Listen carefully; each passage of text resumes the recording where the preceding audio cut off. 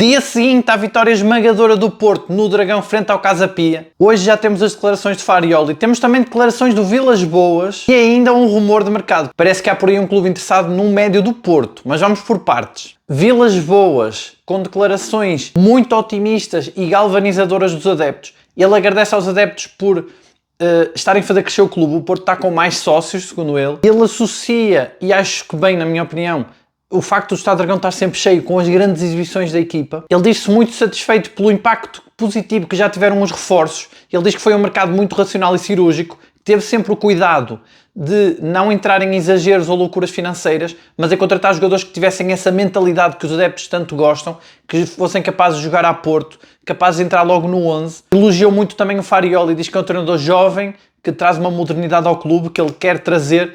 Vilas Boas traz aqui muita emotividade nas suas declarações. Ele claramente, depois de um bom desempenho financeiro na época passada, tinha agora a oportunidade, talvez a última, de desportivamente também alcançar algum sucesso e não podia ter começado da melhor forma a época, e também se explica por isso as declarações dele. Muito animador. Ele diz que o Porto está agora sim capaz de voltar a lutar pelo título, mas diz que vai ser jogo a jogo, sem nunca perder o foco, sem nunca perder a determinação e a raça. Realmente a imagem de marca deste Porto de Farioli e o Vilas Boas a enfatizar isso. Portanto, declarações muito empolgantes para os adeptos que surgem na semana do Clássico, que acaba também por trazer essa injeção de confiança para esse grande jogo de sábado. Quanto às declarações de Farioli no pós-jogo, eu já esperava que ele voltasse a falar da intensidade. Realmente, ele baixou o ritmo na segunda parte, mas também já esperava, como eu tinha dito no vídeo de ontem, que ele não fosse atribuir esse baixar de ritmo ao jogo com o Sporting. Para mim é óbvio que foi isso, mas ele diz que foi mais porque teve que fazer substituições forçadas por causa da arbitragem. Também é uma realidade. Eu tinha dito aqui no vídeo de ontem que a arbitragem foi de facto estranha. Muitos cartões para o Porto, nenhum cartão para o Casa Pia, só no fim do jogo é que mostraram um cartão amarelo. E realmente o treinador estava com medo, por exemplo, que o Froholt fosse expulso. Ele diz que a continuar assim, neste ritmo, a ver cartões, a equipa vai começar a ter vários jogadores suspensos e ele está preocupado com isso. O Farioli é muito cuidadoso com isso, lesões musculares e possíveis suspensões. Mas ele tem realmente razão no que diz, fez essa gestão, mas eu também acho que o ritmo baixa por ter um jogo com o Sporting no sábado, que se não fosse isso eu acho que o Porto tinha condições para continuar com a pressão alta. Ele elogia muito o De Jong, também é para motivar porque ele não marcou golo e sabemos que quando um ponta de lança não marca golos isso desmotiva sempre. Mas eu concordo com ele, que o De Jong, ele diz que o De Jong fez uma masterclass de como distribuir jogo e fazer a equipa jogar, e eu acho mesmo isso. O De Jong recuou muito, ele não jogou sempre encostado à área, ele recuou mais que o Samu, porque ele tem outra qualidade. E mostrou que tem outra qualidade com os pés. O De Jong faz jogar, ele de facto faz muitas assistências, posiciona-se bem, faltou o golo, mas ele teve algumas oportunidades, não foi por falta de oportunidades, algumas com azar, mostrou muita força no jogo aéreo também. O outro jogador que ele elogiou muito foi o William Gomes. É engraçado que o Farioli individualiza muito os elogios, há treinadores que não fazem isto, o Farioli não tem qualquer problema, ele é realmente muito prático nas conferências, já deu para perceber isso. Ele diz que o William Gomes foi fundamental, deu-lhe os parabéns pelo golo, elogiou a primeira parte com muita intensidade e disse que a equipa não pode baixar nunca o ritmo porque depois é um efeito bola de neve e é difícil recuperar. Eu já entendi que essa é mesmo a ideia dele, ele falou disto nos 3 jogos. Agora, eu acho que neste jogo o ritmo baixa precisamente porque está na cabeça o jogo com o Sporting e o Porto já está para ganhar 3-0. Ele diz que há muito a melhorar, é engraçado que o Farioli sempre toca nesta tecla, a equipa está 1000 vezes melhor que a época passada, os adeptos estão em êxtase, nota-se que a equipa está muito forte. Eu não sei se não é neste momento a equipa mais forte no campeonato. Está a jogar um futebol muito potente e, no entanto, o treinador diz que há muito a melhorar. Isso é bom, mostra ambição e mostra que a equipa vai melhorar ainda mais, mas acho interessante que ele toca sempre nessa tecla, também para manter a equipa com os pés no chão. E diz que o jogo com o Sporting vai ser um desafio muito bom, portanto ele mostra aqui a ambição, que não tem medo do Sporting e vê até como um desafio que vai ser muito bom para testar a equipa. Realmente esse Porto Sporting cria muita expectativa, vai ser um grande jogo. Eu acho que o Porto neste momento pode ser a equipa que está a jogar melhor futebol, mas temos sempre o Sporting, candidato também a ser a melhor equipa. Talvez seja o duelo entre as duas melhores equipas. Mas como eu dizia no vídeo de ontem, o Porto acho que ainda tem mais peso da camisola quando vai a Lisboa. Jogar frente a frente com esta pressão alta, se o Porto jogar como tem jogado nestes primeiros 3 jogos, eu acho que isso faz diferença psicologicamente nos adversários de Lisboa, que ficam sempre incomodados, e o Porto costuma conseguir grandes vitórias em Lisboa precisamente quando vai com essa atitude. Mas a expectativa é altíssima e tudo pode acontecer. Via hoje nas notícias muitos desmentidos de que o Froholt estivesse lesionado. É engraçado que eu não me apercebi disso durante o jogo. Eu reparei que ele saiu por causa do amarelo, também para gerir o jogo com o Sporting. Percebi que ele estava com gelo na perna e até falei aqui no vídeo que achava que era esse excesso de cautela de Farioli para garantir que toda a gente está em forma, mas hoje desmentiu nas notícias que ele não está lesionado, está pronto para jogar contra o Sporting. E surge a notícia também que o Froholt foi convocado para a seleção da Dinamarca, assim como o médio do Sporting, o Ullmann também. Portanto, 2 colegas da seleção da Dinamarca que se vão defrontar. O Froholt mais que merece esta convocatória para a seleção, é impressionante. O Froholt é o meio-campo do Porto. Eu acho que o Froholt neste momento é a figura deste Porto. O Porto faz a primeira parte avassaladora, domina completamente o jogo e o Froholt é um dos grandes culpados disto. A forma como ele recupera a bola no primeiro gol do Borja Sainz é impressionante. Ele está encostado no jogador que vai receber a bola. Ele já sabe quem é o jogador que vai receber a bola. Tem ali recuperações em que o Froholt vai a correr atrás do adversário e não descansa enquanto não recupera. Ele aparece na frente com muita qualidade e é muito prático. A forma como ele faz as assistências não embeleza muitas jogadas. Como aquele gol que ele marcou com o Gil Vicente de cabeça, também de costas, ele marca de qualquer forma. Um jogador muito prático e eficaz e que enche mesmo o meio campo com muita qualidade. Impressionante. Aliás, este meio campo do Porto, eu acho que com o Varela, o Froholt e o Gabri Veiga tem muita qualidade. E é um meio campo de força como o Farioli gosta. Todos eles são fortes. O jogador mais criativo que é o Gabri Veiga também tem esse ponto forte de fazer muita pressão, de ter muita força física, fazer muita pressão alta. É um meio campo à prova de intensidade. Estou muito curioso para saber se o Sporting consegue igualar este meio campo do Porto. O meio campo intenso é meio caminho andado para dominar os jogos. É o principal momento de construção da equipa. E depois, como são jogadores muito fortes fisicamente e muito eficazes, fazem faltas nos momentos certos.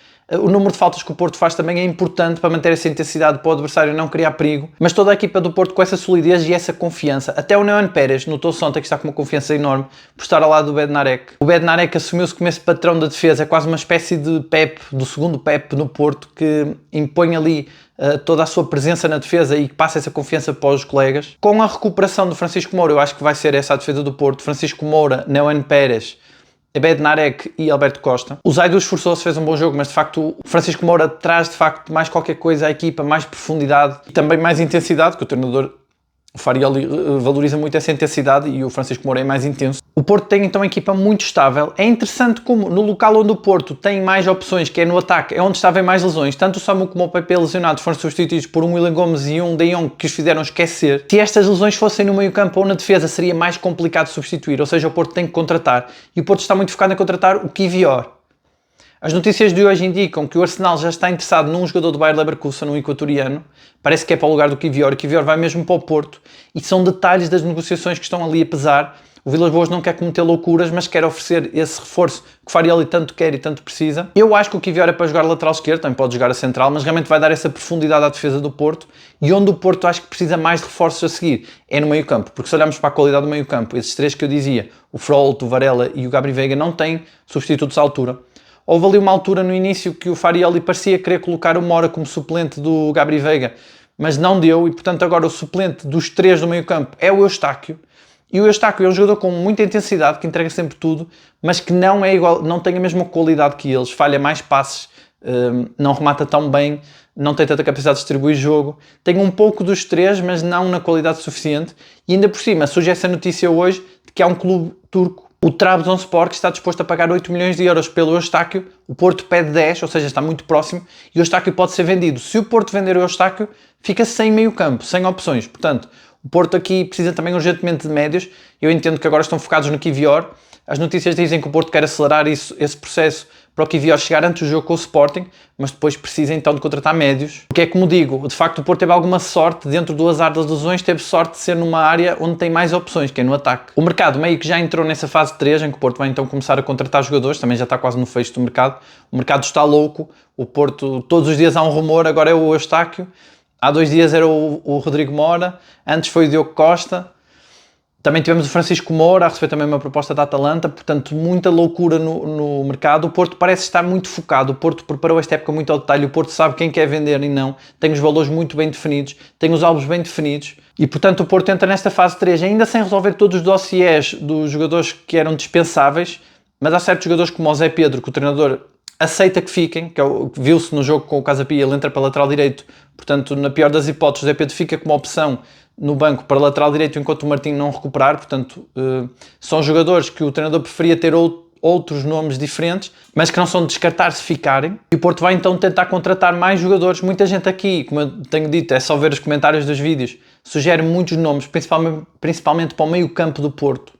Os nomes mais fortes, mais consensuais aqui entre os subscritores são o Kenneth Taylor e o Sudakov, mas há outros nomes e ainda não sabemos bem quem é que o Porto vai contratar. O Porto também mexe-se muito bem no mercado. Muitas vezes sem a imprensa nem dar por isso, como aconteceu com o De Jong. Mas o que é certo é que o Porto vai contratar muito entre esta semana e a próxima. É um plantel com muita qualidade, que está a jogar muito, principalmente o 11 base, mas que tem algumas lacunas nos suplentes, como temos vindo a dar conta aqui nos vídeos, e portanto será interessante o Porto conseguir bons negócios até ao fim do mercado e conseguir segurar alguns jogadores, porque o mercado está muito interessado também nos jogadores do Porto. E o mais interessante é que o mercado de transferências não está a mexer com a qualidade do jogo da equipa. Acho isso impressionante. Portanto, muita confiança dos adeptos que o Porto vai fazer um grande jogo com o Sporting, mesmo estando com estas movimentações todas no mercado durante a semana de preparação. A equipa está muito blindada, é muito mérito deste treinador. Realmente o Vilas Boas elogiou muito e acho que ele merece o elogio. Isto é muito trabalho de treinador. Ele consegue pôr a equipa acima das individualidades. Sai o PP lesionado, entra o Willian Gomes que joga ainda melhor. Sai o Samu, entrou um De Jong com outras características, mas a equipa continua com a pressão muito alta, com o Borja Sainz a fazer mais esse papel do Samu. Mas é como digo, também as alterações têm sido mais no ataque. Se fosse no meio campo ou na defesa seria mais complicado. E hoje eu vi uma estatística muito interessante. Há 74 anos que o Porto não entrava tão forte no campeonato, com 9 golos marcados e 0 sofridos. Portanto, é um arranque impressionante. E não impressiona só pelos números, impressiona também pela forma como a equipa está a jogar. Aquela primeira parte de ontem é impressionante. O Porto asfixia os adversários completamente. Faz uma pressão alta impressionante e tem qualidade e confiança no passe. Passes muito arriscados que saem bem, jogadas individuais que saem bem. E para quem estava habituado a ver o Porto do ano passado, então isto aqui não tem nada a ver, o Porto subiu muito de rendimento e há muito entusiasmo à volta da equipa. A minha questão que eu coloco é como é que o Porto vai conseguir manter esta intensidade o tempo todo e como é que vai fazer isso contra adversários mais difíceis como o Sporting. Ainda para mais agora que ainda não tem um banco de suplentes muito bem formado, que precisa de mais reforços. É uma dificuldade, mas pode ser que consiga. Ninguém diria que, por exemplo, o Willian Gomes ia entrar com um rendimento superior ao do PP e talvez até haja mais surpresas. O próprio Zaidu, que não era nem apontado como titular à equipa, joga 2 jogos a titular e joga com intensidade também. Ou seja, tem muito esse trabalho do treinador, essa intensidade dos treinos, também o facto de serem reforços que vêm com o perfil já traçado pelo treinador. O Porto tem feito esse esforço, como está a acontecer com o Kivior, de não questionar muitas opções do treinador e contratar o que ele quer. De facto, há essa quase obsessão do Porto por essa intensidade que faz com que até Rodrigo Mora não tenha lugar no 11 porque não tenha essa força física. É quase uma obsessão do Porto e é impressionante, está realmente a jogar muito. Ver a alegria do Borja Sainz nas declarações que ele fez depois do jogo, por ter marcado 2 golos, estrear-se pelo Porto, aquela intensidade toda que ele pôs no jogo, que faz lembrar muito o Lisandro Lopes. Aquele quarto golo que ele marca, que é fruto de uma pressão muito forte do Porto. Os jogadores do Casa Pia estavam perdidos. Há ali um jogador do Casa Pia que faz um remate, eu não sei se é o mesmo, que falha depois o passe, que faz um remate disparatado no meio campo. Depois falham esse passe para o Borja Sainz, porque a pressão era tanta que os jogadores do Casa Pia estavam perdidos em campo. E ver essa alegria do Borja Sainz, essa vontade de marcar mesmo com o jogo já 3-0, de não se poupar para o jogo com o Sporting. O próprio Alberto Costa também a dizer que está muito feliz. Nota-se nos jogadores que eles estão muito entusiasmados, muito motivados. Ele que até desvalorizou o facto do gol ser dele. Realmente ficou ali aquela confusão. Há pessoas que acham que o gol foi do Neumann, há pessoas que acham que foi do Alberto. Eu acho que foi do Neumann, porque se não fosse desviar o Neumann, eu acho que a bola não entrava.